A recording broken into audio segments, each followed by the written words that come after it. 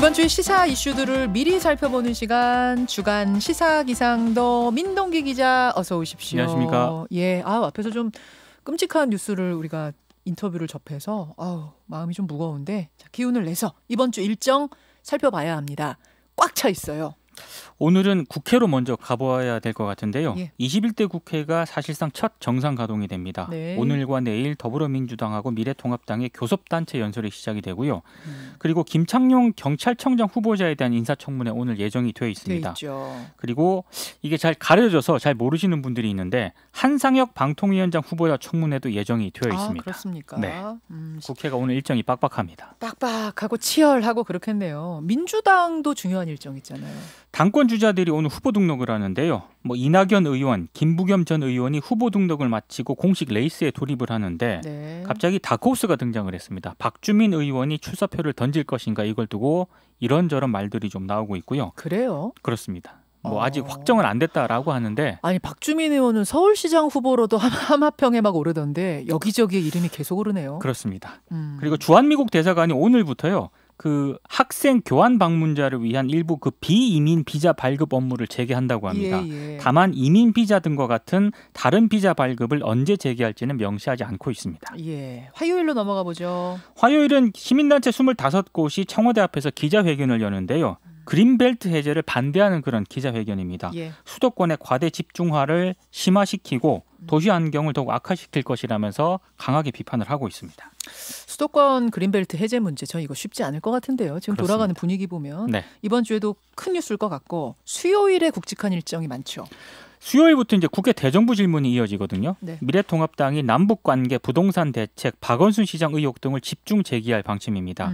그리고 수요일에는 문화체육관광위원회가 수요일 고 최숙현 선수 사망 사건에 대한 청문회를 실시를 하는데요. 증인 참고인 명단만 모두 42명입니다. 42명이요? 네, 여야 간 치열한 어떤 그런 공방이 예상이 되고 있습니다. 그렇군요. 예, 청문회도 수요일 주목을 해주시고 목요일에는 무슨 일정이 있습니까? 목요일에도 굵직한 청문회가 있습니다. 이인영 통일부 장관 후보자 청문회가 예정이 되어 있는데요. 네. 일단 미래통합당은 아들 병역 문제와 유학 자금 문제 등을 쟁점화할 그런 태세입니다. 예. 그리고 이재명 경기지사가 이 목요일에 국회로 옵니다.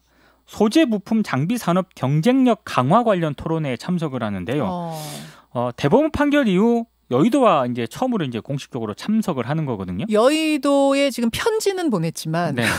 여의도에 얼굴을 내미는 것은 처음이라. 그래서 기자들의 관심이 매우 집중이 될 것으로 예상이 되고 있습니다.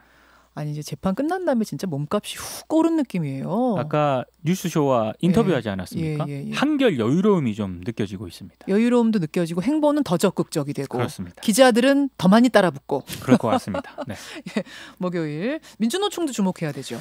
민주노총이 목요일 코로나19 위기 극복을 위한 노사정 합의안 추인 여부를 결정하는 온라인 대의원 대회를 열거든요. 근데 김명환 위원장이 만약에 최종안이 부결이 되면 수석 부위원장하고 사무총장과 함께 즉각 사퇴한다고 밝혔기 때문에 추인 여부의 기추가 주목이 되고 있고요. 그리고 김명환 위원장 같은 경우에는 이날 국회 앞 집회 도중 불법 행위를 주도한 혐의로 1심에서 징역형의 집행유예를 선고를 받았는데 네. 항소심 선고도 목요일에 있을 예정입니다. 검찰은 징역 4년을 선고해달라고 재판부에 요청한 상태입니다. 그래요. 경제 성적표도 목요일 날 나오지 않습니까? 우리나라 2분기 경제 성장률 속보치를 한국은행이 발표를 하는데요. 네. 지난달 2일에 2분기 성장률이 마이너스 2%대 초중반이 될 것이다 이렇게 예측을 했는데 근데 실제로는 이보다 더 낮아질 것으로 전망이 되고 있습니다. 금요일 일정 하나 더 보죠. 금요일에는 검찰수사심의위원회가 개최가 됩니다. 검언유착 의혹과 관련해서요. 그렇죠. 수사심의위원회는 일단 수사팀도 나오고 이동재 전 채널A 기자도 지금 구속 중이긴 합니다만 나올 가능성이 좀 예상이 되고 있고요. 한동훈 검사장 측도 사건 관계인 자격으로 의견서를 제출하고 출석을 해서 의견을 진술할 것으로 보이는데 네. 심의위가 어떤 결론을 내릴지 좀 주목이 되고 있습니다. 금요일 엄청 뜨거울 것 같습니다. 그렇습니다. 여기까지 수고하셨습니다. 고맙습니다. 민동기 기자였습니다.